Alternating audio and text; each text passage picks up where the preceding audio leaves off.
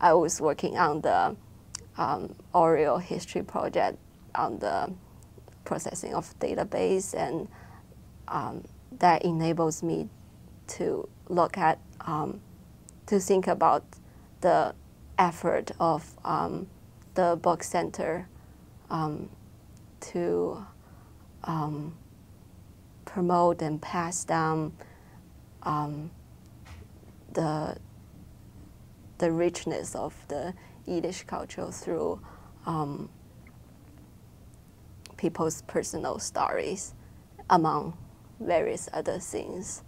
So that really made my January like wonderful and intellectually very inspiring